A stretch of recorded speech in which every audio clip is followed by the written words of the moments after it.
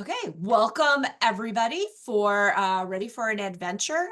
We have Rob Stutzman from Score Boston, and he has brought a guest with us today, and I'm sure he will be introducing him shortly. So I'm just going to move forward with information about Score and what we do, just in case you're not familiar with all the things that we provide.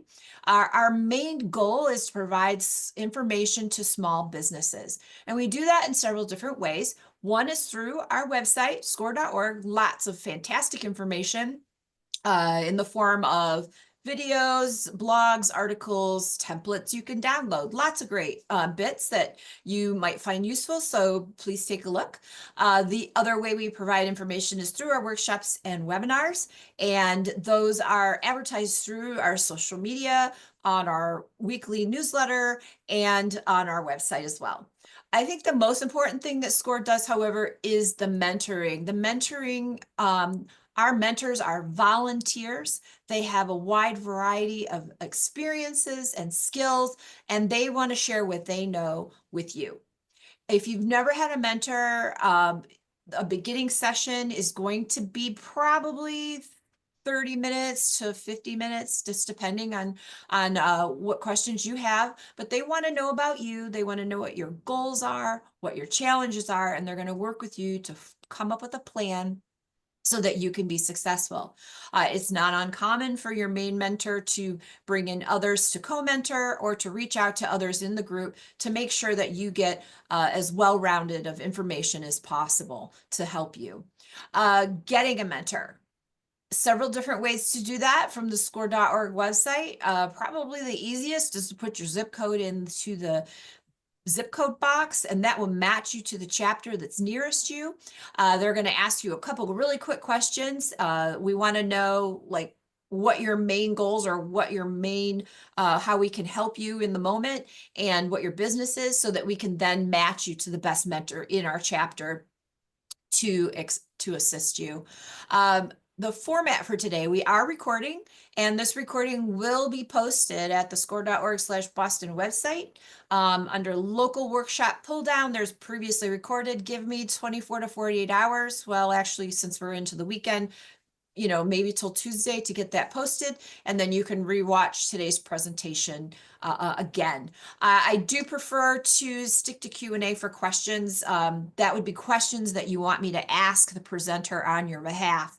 Everything else can go into chat, no problem. But if you have a question for either of our presenters today, if you could put that into Q&A, it helps me keep track and they don't get lost. I will make sure those questions are asked at the appropriate time. Okay, so I'm going to go ahead and pull down my share, and I think, Rob, you're going to take it from here. All righty. Thank you very much, and let me add my word of welcome to everybody. Happy Friday, TGIF. Your weekend is almost here. And while I'm talking, I'm bringing up the presentation, and we will get started. Okay, I trust everybody can see this slide. Welcome to Are You Ready for an Adventure? We call this an online advertising primer. It's just to give you kind of, top level information about the world of online advertising and some different platforms you can utilize or maybe have already utilized. But if you want to go deeper, you can always go deeper with myself or with Daniel, who's here and is going to be co-presenting with me today. So I always like to start my webinars with polls. And so Teresa is going to bring up a poll. It has a couple of questions. The first is, which online advertising platforms have you used? And the second question is, what do you currently sell? And while you're doing that, I will introduce myself, and then I'll turn it over to Daniel, who will introduce himself. So for myself, I've been in business for over 40 years. 30 years of that was with Verizon, where I was leading global teams in marketing initiatives. When I retired, I founded my own private consulting firm But I also volunteered with SCORE. And the reason I came to SCORE, believe it or not, SCORE is celebrating its 60 years in service. I saw an ad for SCORE back when I was in high school. And it just made an impression on me. I said, you know, when I retire someday, I'm going to volunteer for an organization like that because it looks like they're doing some really cool things. And so it's been wonderful experience so far. Our clients really appreciate the work that we're able to provide them and the counseling. And we also work together with each other and collaborate very well. So SCORE, if you're thinking about volunteerism, SCORE is a great organization to volunteer for. So let me turn it over to Daniel, who will introduce himself. Hi, I'm Daniel. I've been working in PPC advertising for about 4 years. Fun fact, Rob is actually my SCORE mentor. I launched my business, Breaking Wave Marketing, back in May of this year. So very new, very small business, just like some of you are probably here today. Prior to having my own business, though, I actually managed paid search campaigns for Google, and my product was Google Ads. So I've done a lot of work with Google, managing accounts in over 30 languages, in over 70 countries. I've done global, I've done regional campaigns. I now do mostly campaigns in the education, nonprofit sector, and tech sectors. So I specialize in lead gen and SaaS marketing with Google Ads, but I've also done other platforms like Facebook ads and Microsoft ads as well. If anyone would like any help or any further information after this presentation, my email and my LinkedIn profiles are listed there. So feel free to reach out. And I'm great to be chatting with you all today. Thanks, Daniel. All right, Teresa, how's it look? Okay, so which online advertising platforms have you used? Majority of you have not advertised yet. So maybe after this webinar, it'll encourage you to consider it. But of the platforms that are out there, not surprisingly, Facebook and Instagram are leading the way. That's typically in terms of the small businesses I talk to, that's usually top of mind. They think about Facebook or Instagram before they think of Google. But it's great that 19% of you are using Google Ads, and then Google also owns YouTube. So the YouTube ads that people are doing as well. I'm curious of the other. If you want to just put in the chat, what are some of the other platforms that you guys are using out there? That'd be great to know. Thank you very much. Let me close this window and advance the slide. Okay, so our agenda today, we're going to define online advertising. We're going to talk about the top major ad providers and why to use them. And we're going to talk about some other use cases. We're going to talk about benefits, and we're going to talk about costs. And we're going to cover about choosing, how do you choose the right platform? And we'll look ahead as to the future of online advertising and where is this whole thing going. So online advertising, it refers to the practice of using digital channels. In the past, before the internet, you probably would have advertised in a local newspaper. Now that we live in the internet era, you can advertise on the vast array of digital channels that are out there, and you can reach a worldwide audience. And it's, people use it to deliver promotional messages to targeted audiences. And that can include a variety of tactics, whether it be a display ad or a social media ad or search engine marketing. And there's even more that you can choose from. But online advertising includes email marketing. It includes search engine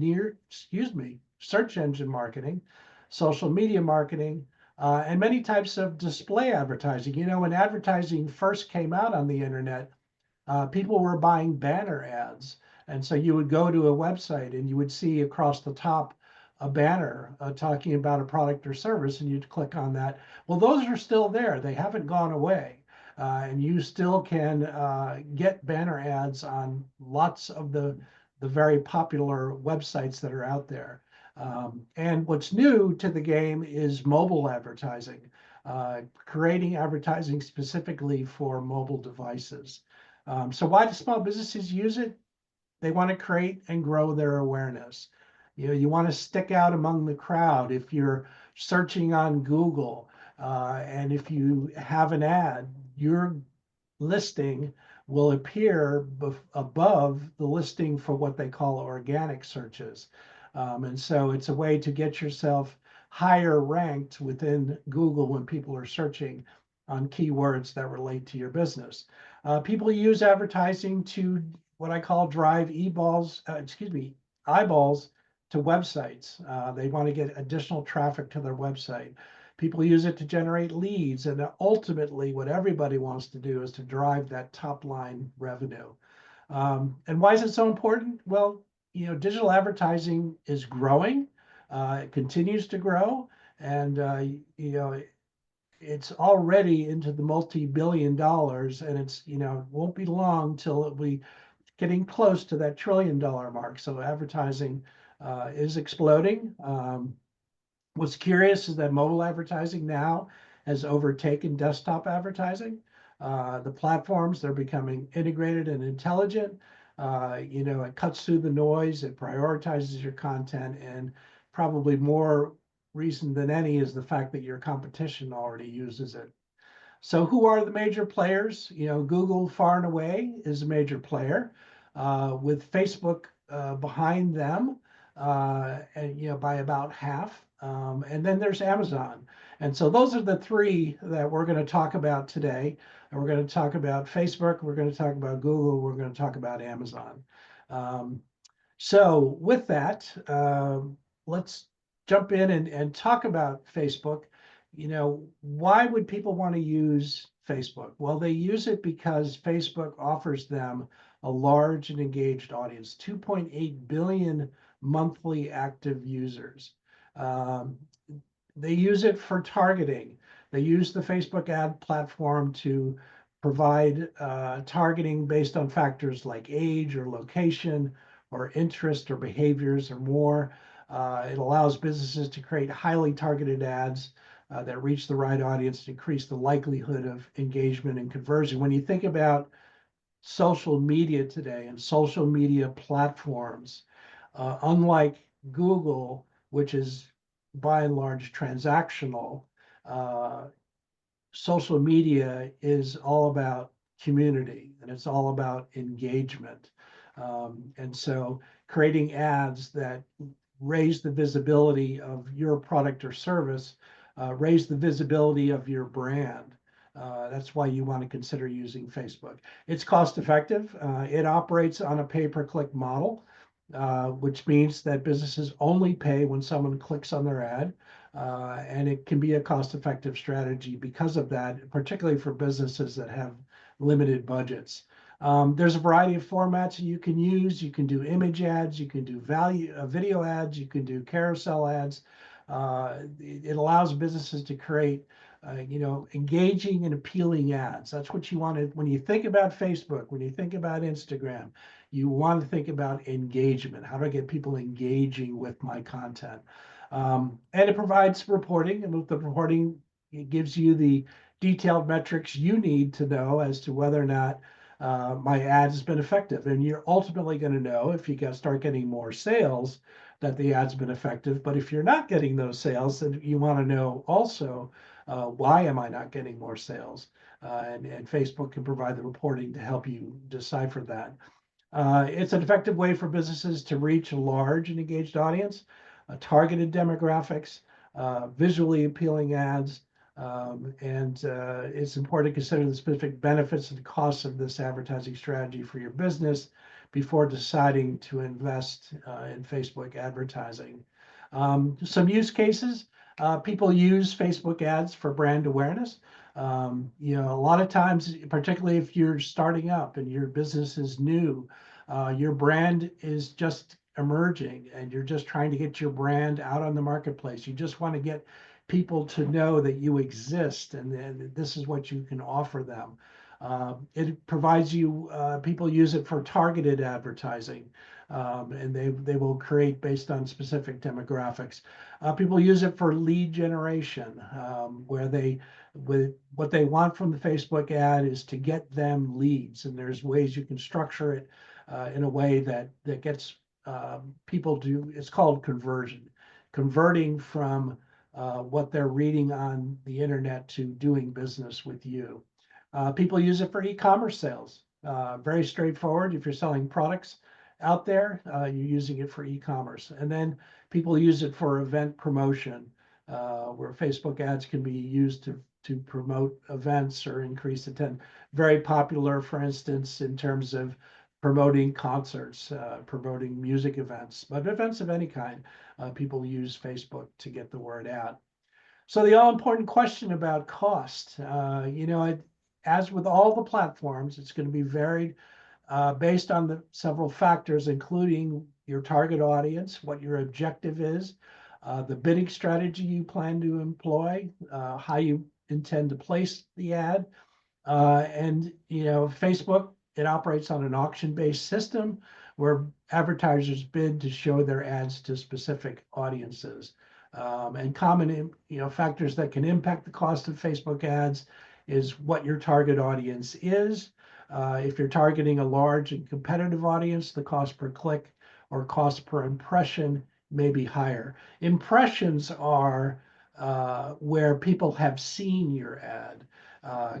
Cost per click is where they've actually clicked on your ad and they've come to your website to get additional information. But cost per impression is people who've actually seen your ad, and they use algorithms on the back end to kind of give you, an estimate of what the impressions are, the number of people that saw your ad. It depends on your ad objectives. The ad objective you choose can impact your cost. If you choose a conversion objective, the cost of conversion may be higher than if you choose a traffic objective, for instance. The bidding strategy. Bidding depends on the keywords that people will put in to either a search ad or put into Facebook and looking for information. So some keywords and key phrases are higher, cost more than other key phrases. The more popular the key phrase, the more expensive that's going to be. Ad placement, where you plan on placing your ad. If it's placed in the news feed, it might have a higher cost than if an ad is placed in the right-hand column of Facebook. So overall, the cost of Facebook ads, they can range from a few cents per click to several dollars per click, depending on the factors that we've talked about.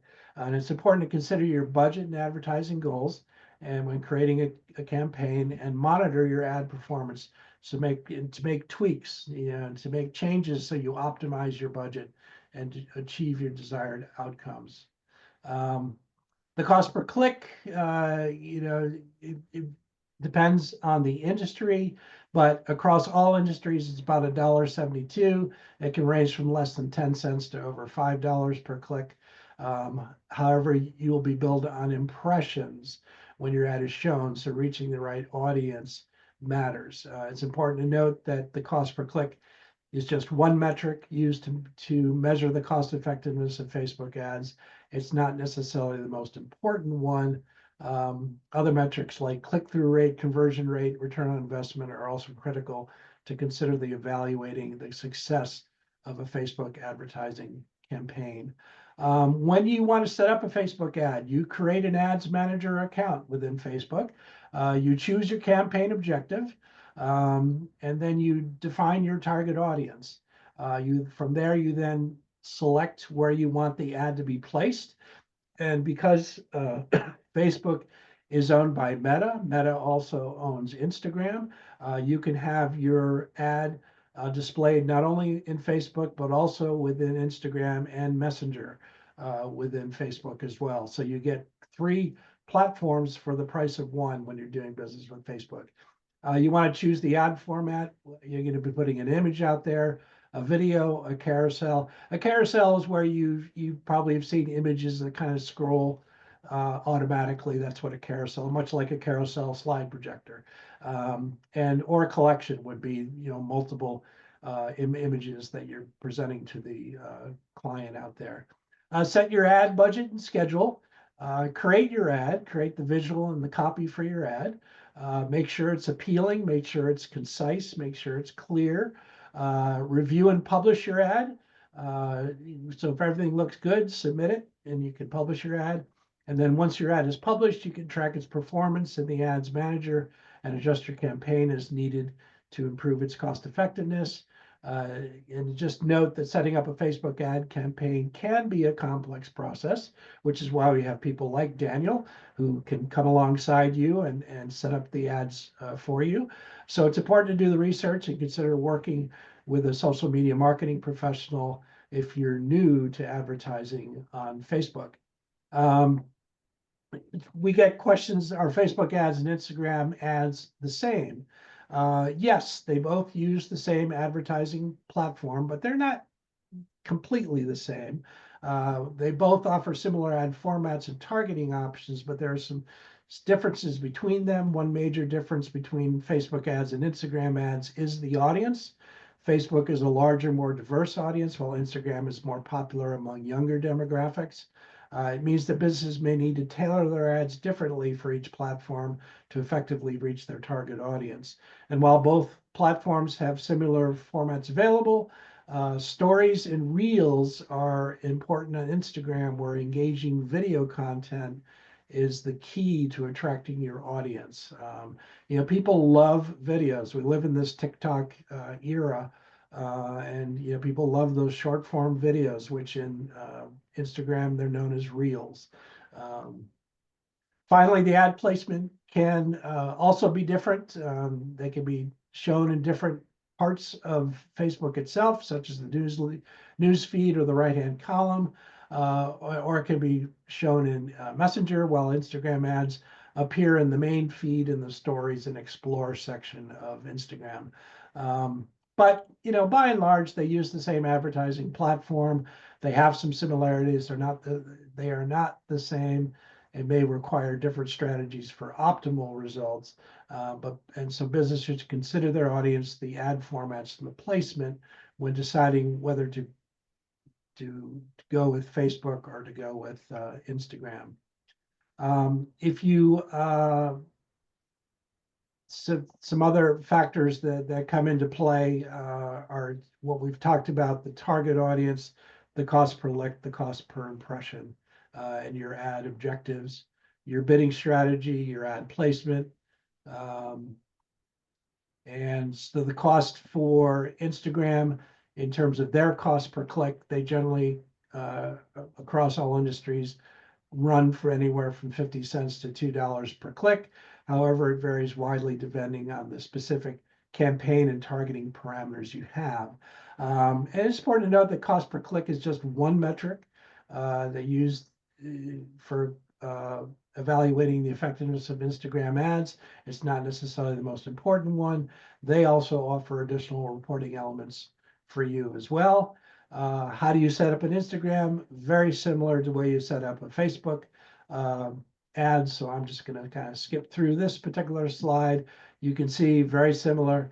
Choose your targeting, choose your ad placement, choose your format, create your ad. All right, with that, I am just going to quickly show you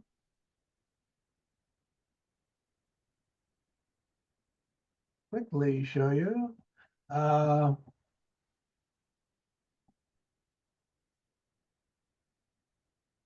thought I had this queued up, but I guess I didn't. So let's see, we'll get in here.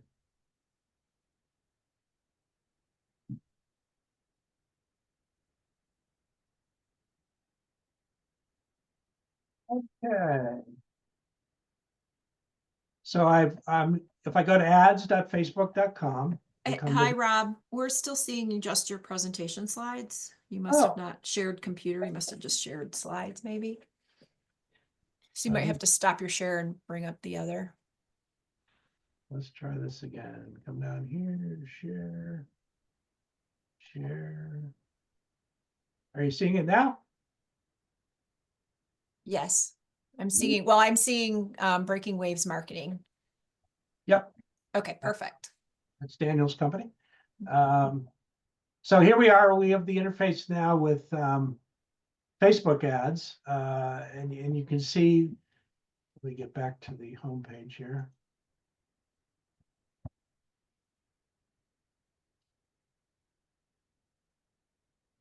This is the great risk when you do demos. They always work great until you have to do it live. Okay, so here we are. We're at the homepage of the platform by which to create an ad. So we'll come up here. We'll say, I want to create an ad. The next section that comes up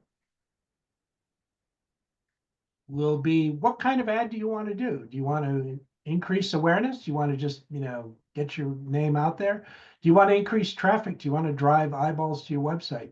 Do you want to increase engagement? Do you want to get people to engage with your company? Do you want to create leads? Do you want to, do you have an app that you want to promote?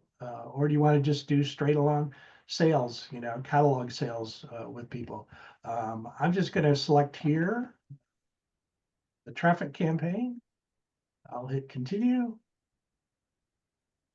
Okay, I'm going to go with their recommended settings, but you can see I can also manually set up a traffic campaign if I want to as well.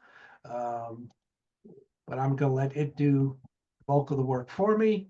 I'll give it a name.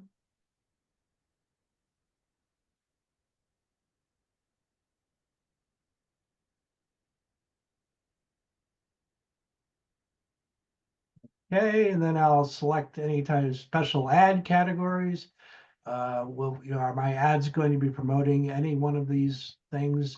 Or are they going to be promoting any one of these kind of things? I'm just going to get traffic. I'm going to say, no, I don't need to categorize anything. And then I want to set my campaign budget. And it'll say, do you want to set a daily budget? Do you want to set a lifetime budget? I could set a lifetime budget of say $700, or I could set a daily budget of $20. But it gives me great flexibility to set up what I want to set up. What kind of bid strategy you want to do? I want high volume. That's what I want because it's a traffic campaign that I'm doing. And then I can increase my budget during specific days or times. If I start to see that my advertising is taking off, I might want to increase my budget to get even further. Or if it's not taking off, maybe I want to increase my budget as well. A/B testing. People use ads for A/B testing. And what that means is that you might create an ad that with one particular format and one particular demographic, or maybe the same demographic, and you'll create a different ad which talks about different things, or just talks about the ad in a different way. And you'll set that up and you'll run two ads at the same time. And then the system will tell you which of the ads is more effective. So that's called an A/B test, in case you're not familiar with A/B tests. And if you're not, they also tell you down here in the helpful area what A/B testing is all about as well. So then I'll hit the next button and scroll myself back up to the top here. So what's my conversion location? Is it your website? Is it an app? Is it a message? Is it Instagram or Facebook? For me, it's a website. I want to maximize the number of link clicks, excuse me. Or maybe there's a particular landing page that I want them to go to, and I want to maximize the number of people coming to that landing page. My cost per result goal gets calculated down here, and let's see if I can scroll down. That'll be grayed out because you're not using cost per result, you're using highest volume for this campaign. Right, so that's why it's grayed out here. Thank you. So the budget, the schedule, what's my start date, what's my end date? Yeah, maybe I'll run this for the rest of the year. It's kind of good practice when you're running an ad campaign to truly get the reporting and the data to know whether or not your ad campaign has been effective, is you really should run it for 90 days. Anything short of that, yes, it saves you money, but you don't get a real good sense of whether or not the ad has been effective for a year or not. So running it for a minimum of 90 days is generally considered best practice. So you can add some different types of audiences that you want to put in, like if you want to do by particular age or by particular demographics. Placements, you can put ads where places to increase the number of people who see your ad and help you get more results. We'll move on here.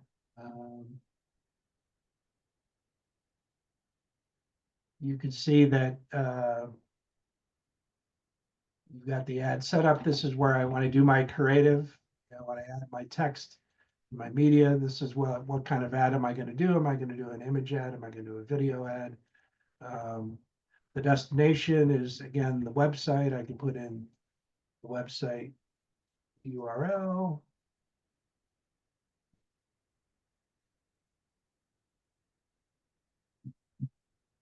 I can preview my URL to make sure it's working.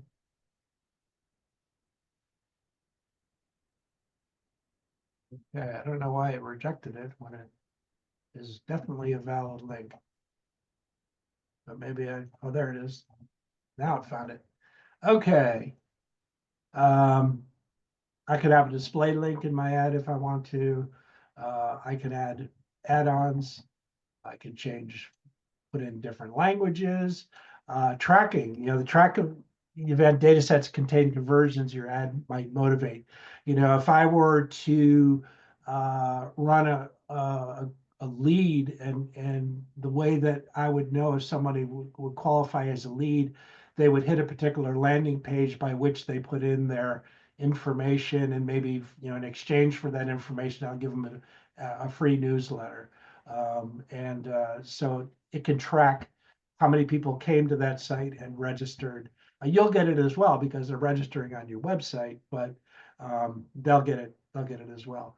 I'm not going to publish this, but you can see we've run to the end of the process, and all I have to do is hit publish, and my ad will run live on Facebook. So my edits are saved. So if I come back in again, kind of like Google, I don't have to force the save. It saves it automatically. Then when I come back in, if I have some edits, I can go back in. So that is Facebook.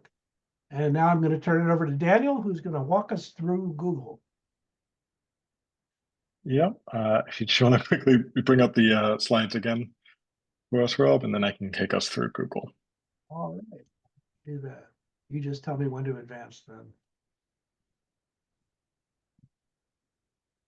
And I got to get my share button here. Actually, while we're doing that, Teresa, has any questions come in? Yeah, what are your thoughts about using Yelp? She's one of our attendees says they keep getting contacted by Yelp and wonder if it's really worth it. I mean, the way I use Yelp is restaurants. That's probably where they've got their greatest traction. I know there's other things that are in Yelp that you can use it for, like contractors, general contractors, and if you're looking for, the good thing about Yelp is it provides kind of crowdsourced ratings and evaluation, and lets you know who might be effective. Daniel, in your travels, have you had discussions about Yelp with people? So when it comes to Yelp in particular, you need a physical business location to be able to register an account. So anyone that's looking to work with Yelp or even Google My Business, which is an organic version of Yelp in a way, you'll need a physical business. So if you're an online only business or an e-com retailer, unfortunately, Yelp will not be an option for you. If you have a brick and mortar location or you are a service business, then Yelp is a potential option. I think the best thing to do is to conduct some research in your particular industry and get an understanding of where your audience is and on what platforms. That's going to vary a lot depending on what business you're actually running, as to whether or not Yelp will be a good platform for you to run on. Do you want to do other questions or you want to save them for the end? Um, let's move forward and then we'll take them at the end. How's that? Okay, over to you, Daniel. Okay, so I will be taking us through Google. So Google Ads is, if not the largest PPC platform available to us as advertisers and businesses. You have the benefit of advertising across multiple placements with Google Ads, which we will go through. At a top level, the reason why a lot of businesses choose to use Google Ads is that you can reach a large audience. It is the largest search engine by volume that we have available to us, and that is globally. It even tops out regional search engines such as Yahoo that we would see in places like Japan, or in the US, it tops out Bing or Microsoft Ads as an alternative option. You have a range of targeted advertising solutions, which will range depending on your campaign type that you pick, but this could be specific audience targeting campaigns, keyword-based targeting campaigns, or a mix of the two. When it comes to cost effectiveness, Google Ads is definitely a premium service. It's not the cheapest advertising tool out there, which is why a lot of small businesses will start with something like Meta Ads. However, it is considered a more lower funnel advertising platform. And what we mean by that is it is designed to drive conversions for your business. That is why when it comes to being a cost-effective platform, you'll see that it is more expensive than something like Meta Ads, but you should also see that it's driving more results for your business. If we go ahead to the next slide, Rob. Looking at why else we can use it, Google Ads and Google advertising in general has an extensive range of tracking options that you can customize to suit your business needs, your goals, and your overall objectives. What this allows you to do is fully track how somebody interacts with your business and whether or not your ad leads to a desired conversion action. This could be simply a purchase if you're an e-com business, or it could also be filling out a lead form or a contact form if you are looking to generate leads. The other thing that Google Ads is great for doing, and well, in combination with social media advertising, is building brand awareness. Getting your company to rank top of a search page is one of the best ways you can build credibility with an audience, as well as build brand awareness and reach more people within your target demographic online. And Google Ads is probably the best way to do it because it's the largest search engine and has the largest volume. It can help you reach a large amount of a targeted audience quickly, and it can also help drive sales and leads and improve your overall marketing ROI as a result. Okay.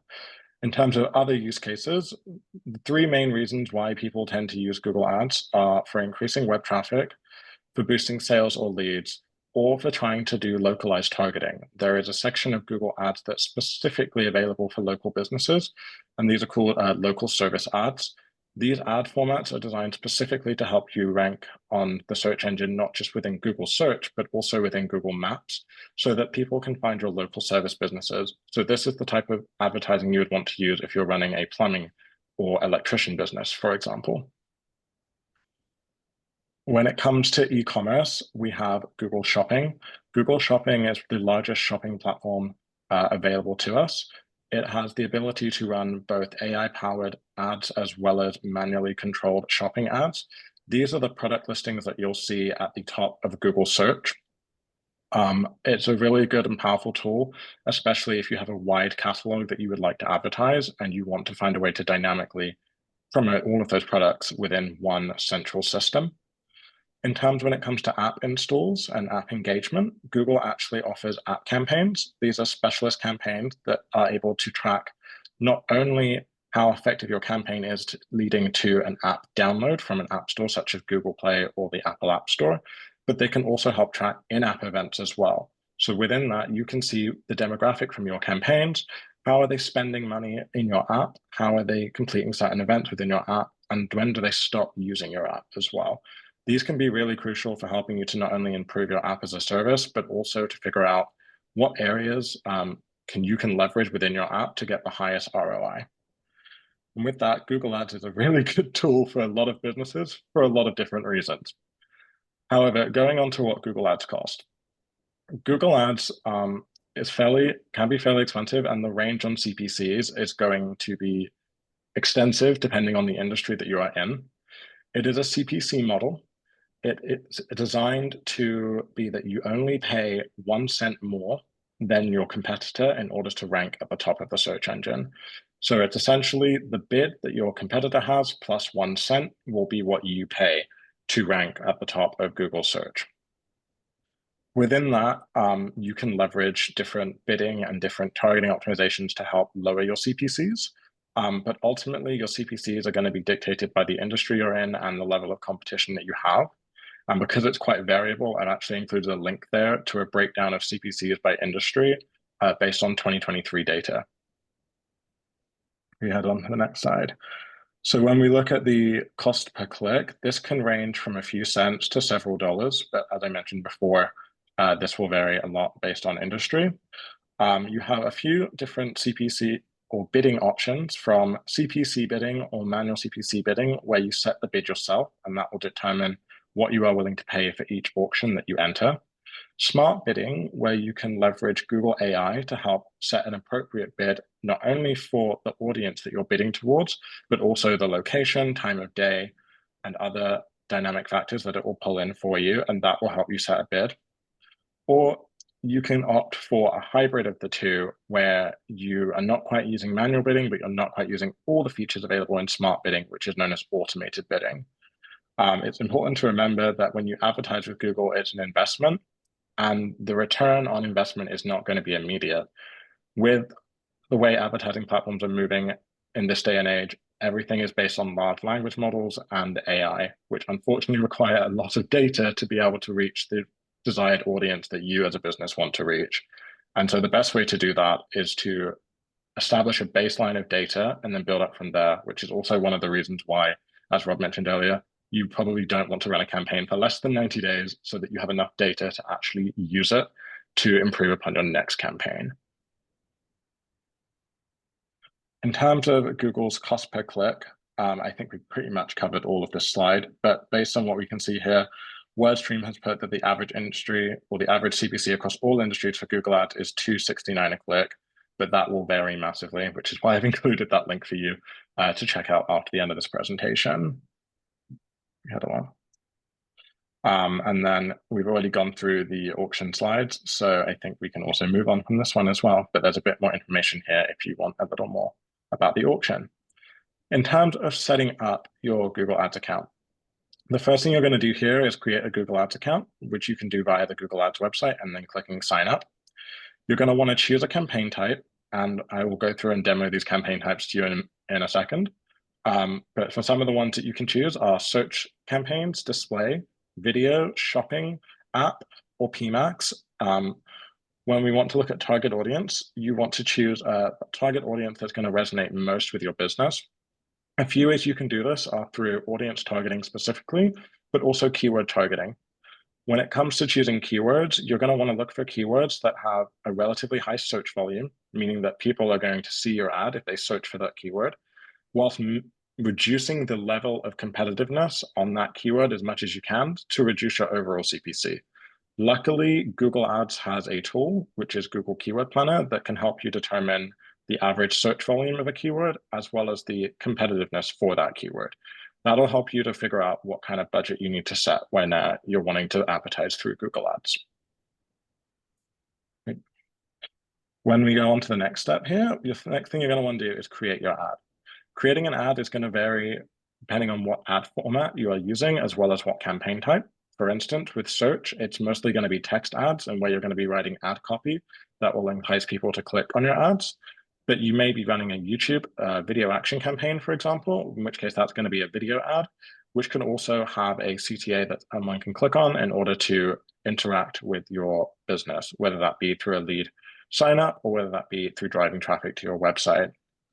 The next thing you're going to do is set a budget. Your budget's going to depend based on how much you need to drive as your goals and results to get a sensible return on investment. Simple way you can do this, and a very basic way to do it, is to look at the average conversion rate for your industry, how many conversions you're going to need to see a good investment on your, or a good return on investment. You're then going to look at what the average CPC is. And then by using that, you can calculate what your average budget should be based on how many clicks you need at the conversion rate for your industry to get the number of conversions that you want. Now that is kind of hitting a perfect scenario, and it's also using the average. So you might need to factor in for seasonality and adjust your budgets accordingly. But this is a really good way to get a basic budget established for any digital marketing platform.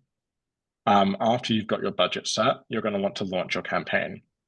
Once you launch your campaign, you'll have options to target specific audiences, whether you want to target them or just collect data on them. A really good feature in Google Ads is you can select observation mode for audiences and just collect data to then decide whether or not you want to target those audiences later, or even make a separate campaign specifically for those audiences. And then the final result, and one that is never ending, which is why people like me have a job, you want to monitor and optimize your campaigns. And this you're going to want to do regularly. At least check your campaigns every single week, but don't make changes to your campaign every single week. And this is because the Google algorithm doesn't respond well to constantly being changed. It likes you to set it, let it learn, and then once it has some data and deliverables, it'll feed it back to you, and then you can make changes based on that. This way, you make sure that you're allowing the algorithm to find the best results for you and your business without putting in too much work, manually doing that yourself. So now if I go ahead and I will try and share my screen, and then I can walk you through a little demo of Google Ads. And then share this. And then if I open up this, where have we disappeared? There we go. Here we go. This one. Here we go. Everyone can see this screen. So right now I'm within the Google Ads interface. I've got one of my clients' ad accounts up right now, who graciously allowed me to quickly demo this today. If I open up, you'll have this create button here at the top. You also have the same plus button here. I'm currently in the campaign view. However, when you come into Google Ads, you'll automatically be selected into this view here. I've selected into a specific campaign for the last 7 days, which will show the number of conversions and clicks this client has had on their Google Ads account. If I go through to the campaign volume, the campaign section now, to create a campaign, super simple. You're going to click the new campaign button, select new campaign. You're then going to want to select a goal for this campaign or an objective. It's important that this objective matches what you are trying to achieve because the Google algorithm will optimize towards this objective. For this particular client, the main things they're looking to do is leads and website traffic. For this example, I'm going to click leads and we'll set up a lead campaign. I'm just going to close out of this and I'm going to exit this. Google does love to give me an impromptu guide. For this, you're going to want to select a goal or create a goal. Currently, my client has this sign up goal created. So for instance, I can go ahead and just select this if I want and then continue. And then I'm going to want to select a campaign type. The only type I have available to me in this account is a search campaign. This is because this is a non-profit client who uses Google Ad Grants to do their marketing. And as a result, the only option they have available to them is a search campaign. However, here, this is where you would see video, display, shopping, app campaigns be displayed and performance max. And you would select the campaign that's most beneficial to your business. Then here, you're going to want to select the way that you want to achieve the goal. Now we set the objective as leads. So the most common selection here would be lead form. However, in order to do the lead form in Google Ads, you're going to need to add a lead form within Google Ads as the next step. So what a lot of people actually do is select website visits and they will put their business's website in here. And then they will use tracking in order to track lead forms that are specifically built into their website. This can be a better way to not only monitor the activity from Google Ads, but it also drives traffic to your website versus giving people a form to fill out within the ad itself, and not meaning that keeping people off of your website. So I'm going to X out of this now because in order to go any further, I would have to actually make this campaign for this client, and they do not want an additional campaign. But what I can do is quickly walk you through what a campaign setup looks like. So right now, I'm going to walk you through this brand campaign. We can see that it's named, we can see that the country that the brand is in, and we can see what the ad groups I have. The ad groups here are what you cluster your keywords into, and this is going to be, for each set of keywords, what you're targeting. So in this particular, I have my client's brand, and I also have any other related keywords that they wish to target in 2 separate ad groups. This way I can write custom ads, specifically focus on advertising their brand, and then different ads based on these various other keywords they want to advertise. For this reason, I'm going to click into this MISC ad group because it's got a variety of keywords in here. Now, in terms of keywords, these are the keywords that we're targeting within this ad group. They're keywords that you select, and then within that, this is what triggers your ad to show. So you can see here the keywords are pretty broad, and that's because this is a MISC ad group, and this is just things that the client wanted to target, but weren't necessarily the primary goal of this campaign. So we have it in a separate ad group, and so we can monitor it separately. This is where you would input keywords. If we move over to look at the ads section now, we can get an understanding of how ads work. When we look at this, you can see that I've got these ads built in here. We can see the ad type. We can also see how Google rates this ad. So Google rates this ad as excellent because it conforms to Google's best practices. If I click into my ad, it will take me to my website and I can see where the ad is linked. And if I X out of that and I click into my pencil, we can see where the ad, how the ad is actually constructed itself. This on the right-hand side shows how it will display on mobile. And if I click the preview, it'll change and show how it displays on desktop. Google's really useful, and it shows how your ad is tailored towards your keywords. It's really important to include keyword tailoring in your ads because this makes sure that Google knows that your ad is relevant to what you're trying to target. The better your keyword tailoring, the higher you'll rank on Google search, but also the cheaper your CPC, because Google rewards high quality ads with cheaper CPCs than that of your competitors if they have got a lower quality ad. Below this, you'll see all of the headlines that are written out for this ad. They can be a maximum of 30 characters, so you'll need to bear this in mind when doing ad copy, that you can't exceed a 30 character limit for Google. And then below this are descriptions. These are longer pieces of ad copy that can't exceed 90 characters. And you have, for this ad type, you have the option to add 4 of these. And then below this, we have images. Now, Google is very complex in the sense that you can customize your ads with a range of extensions. Extensions are essentially add-ons to the ad itself. So this up the top is our basic ad. But if we look below this, you can see we have site links. And these site links essentially are clickable links that will allow people to get to various parts of your website that can be attached to the ad as an extension. One of the extensions that I have added to this ad here is images. And these are images that pop up alongside the ad to add a visual component. And this is really important because in a mobile first landscape, more users are looking to engage with visual content and more engaging and exciting content than what we had before. 10 years ago, a page of links is all we could expect from Google, and that is how everyone advertised. Today, with the amount of ad and media formats we have available to us, it's no longer enough to just have a text ad. So this is how you can sort of ramp up your text ads with a little bit of imagery without having to fully dive into an image-based campaign. Other extensions I have applied here are the business name. The business logo has been applied, but unfortunately, for some reason, it's not showing today. And then I have site links applied, which I explained earlier. These are all things that not only improve the quality of your ad as a business, it improves the quality of the ad for the user. And as a result, will actually get you a cheaper CPC. So when you're building your ads, you really want to make sure that you're adding as much of relevant information as possible in there, because it will help lower the overall cost of your ad. And then once you've completed your ad, Google will give you a score up top here that'll tell you if you need to do anything else in order for it to rank it as a high quality ad. This ad strength is excellent, so you can see all these boxes are ticked off. So I have a happy client in this case. That is the Google Ads demo. So I'm going to stop sharing my screen and I'll give it back to Rob so that they can come out the rest of the slides. Thank you very much. Okay, you know, I'm going to call an audible here. We're running short on time. I am going to skip over Amazon ads, but if you would like a copy of the deck to review it after the call, just send me an email and say, send me the deck.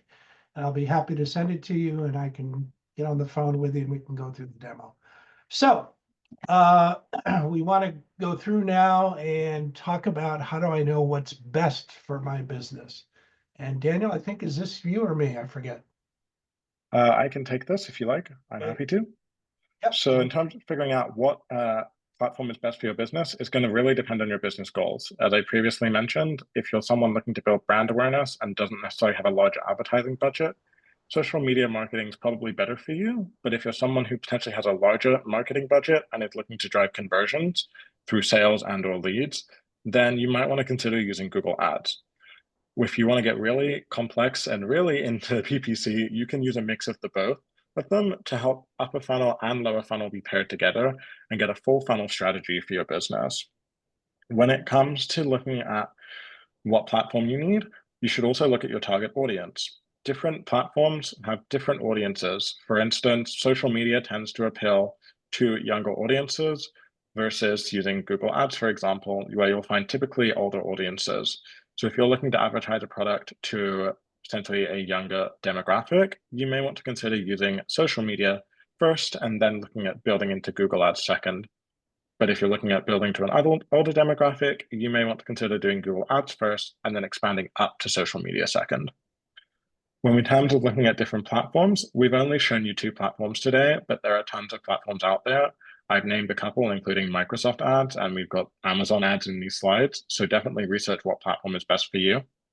And then make sure you set a budget that is appropriate for the platform you're using.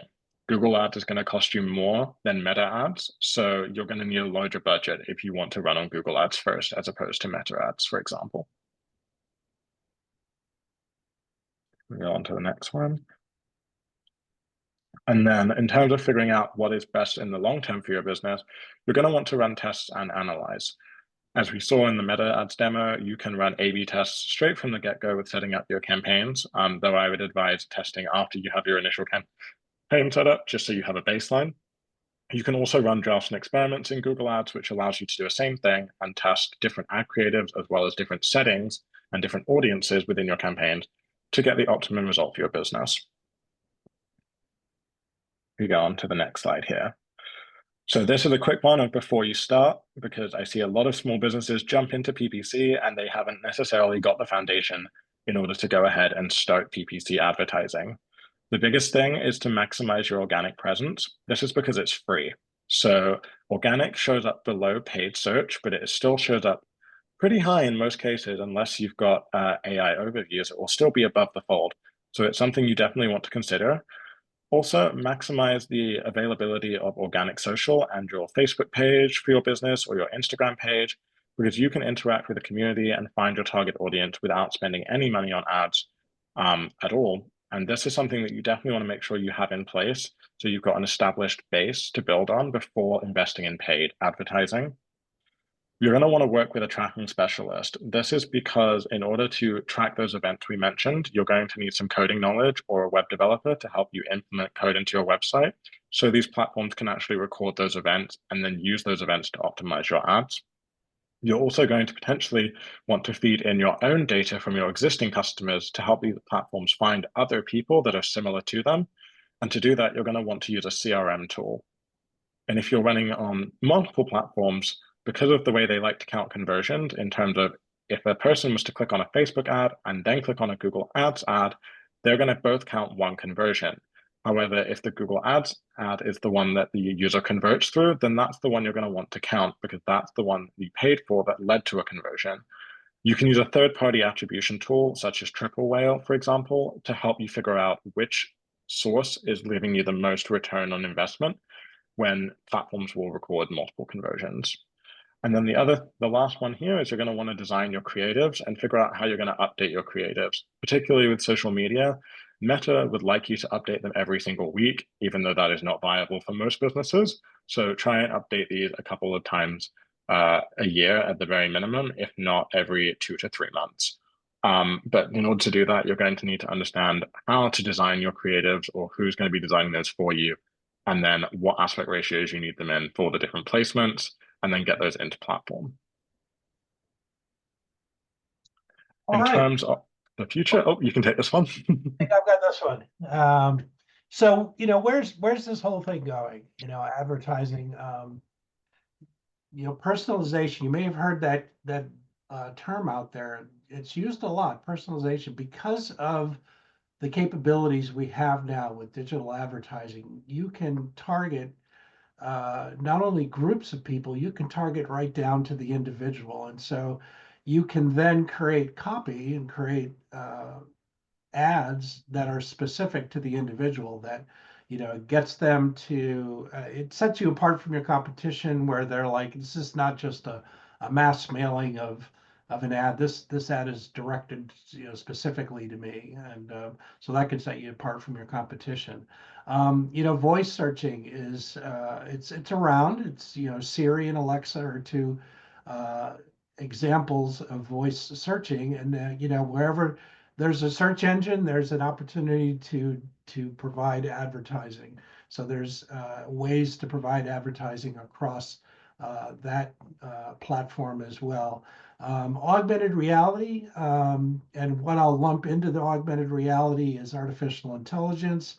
The with the growth of artificial intelligence, you now have the ability to take ad copy, for instance, that you want to communicate, put it into a tool such as ChatGPT and ask it to give me your best, ad copy from this description, and it'll write the ad copy for you.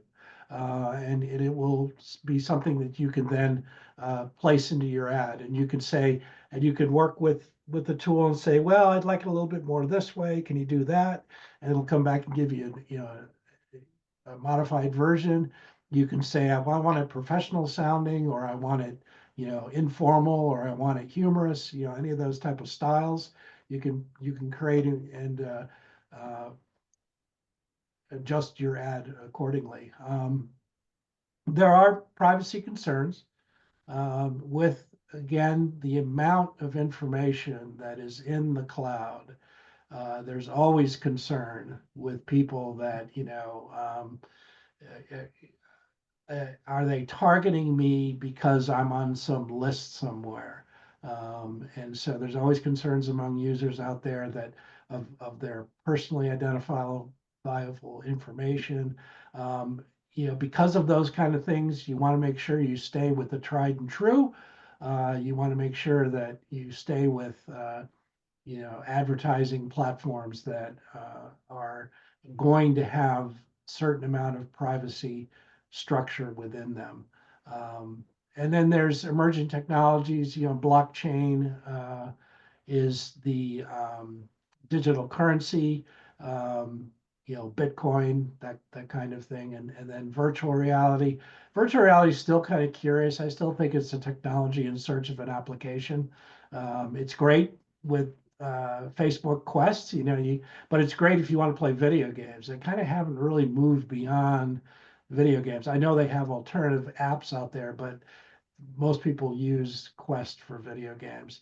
But overall, the future of online advertising is going to be shaped by a combination of technologies, what consumers want, and of course, our government that may step in and want to regulate things time and again. But if the advertisers stay ahead of these trends and adapt the strategies, will be well positioned to succeed in the years to come. Okay, with that, I'm going to turn it back over to Teresa, Yep. and phew, we had quite the adventure, didn't we, today? Yeah, can you please, or one of you please, put into the chat the recommended third-party programs that you mentioned? Yeah, I can quickly pop into the chat and put in some of those third-party attribution tools. Let me just pop in there now. Thank you so much. Okay, and then I know I had some in the chat I want to grab. Let me go find those. What would the ad look like on Facebook? Was that and they're asking, was it the screenshot that you had earlier on, Rob? Was that an example of what that Facebook ad might look like? An ad's going to look a lot like a post, except that it's going to have a branding on it that says it's an advertisement. So it's going to look very similar to a post. And usually they have just an image, and then you click on the image and you go to see the rest of the advertisement. Great. Or a video. And I had this question twice, so I think it's worth revisiting. Why 90 days minimum for posting an ad? You'd mentioned that to really learn if it's going to be a good move for your business, that you need a minimum of 90 days. Yeah, I can go I can ahead. take this one if you want. Yeah, so that's gonna be you want so with all platforms, you have about a 2-week learning period, and that's just a period that the platform uses to understand how your ad interact with your desired audience, to then figure out how to set your bids appropriately, especially if you're using an automated or a smart bidding strategy. Um, and with most platforms now, AI is just inherently built into the platform, and so it needs time to learn off of the data that you provide it. Um, the reason why you're going to want to run for 90 days or at a minimum usually is because you need to accumulate enough data for the AI within those platforms to be able to most effectively serve your ads to the right people for the lowest possible cost. It's also so that you can collect enough data, especially if you're a smaller business and you don't drive a lot of volume, so that you have enough data for then running another campaign. Because, like I said earlier, if you can run a campaign for 90 days, collect data on your customer that you acquired during that campaign, you can then feed that back into your next campaign as an audience list for targeting people who are like the customers you just acquired. The best way to do that is to get as much volume as possible, and the best way to do that is to run your campaign for as long as possible. Does Facebook discourage posts that also advertise something but isn't an ad? Go ahead if you want to take that. I can take that. No, yes and no. No, in terms of if that was the case, then most influencers would be out of a business because most of their posts are actually organic posts. In fact, if you are doing any sort of branded post, there are often settings that you can click to indicate that it is a branded post or that it is a paid sponsored post. So you can definitely go ahead and use that as a free tool for advertising. In turn, when it's it will limit it in the sense that it won't recognize it as an ad. So it's not going to promote it to people who are either outside of your immediate network or outside of your friends of friends network. So unless you have an extensive community already built on the platform, you won't get the promotion and engagement that you want from an organic post, unless you happen to go viral and get it shared, which is all of our dream. But if you want it to get more cold traffic and reach people who aren't already within your network, you're going to want to set it up as an ad. And this question came in quite early in the presentation, so I'm not sure if there's any if we want to add to it or not. But how soon should I start using AI in online advertising? How soon did you say? Yeah. Well, the first thing you might want to use AI for is creating ad copy. Because you can create an ad copy, but you may wonder, is it going to be effective with my target audience?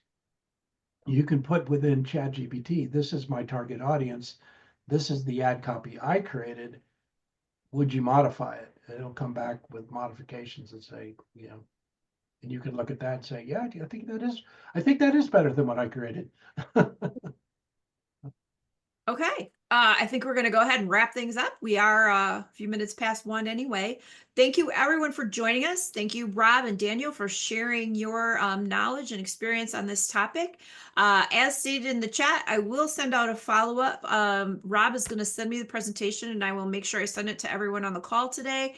And I will also include the recording link for you and any contact information should you need to reach out to anyone.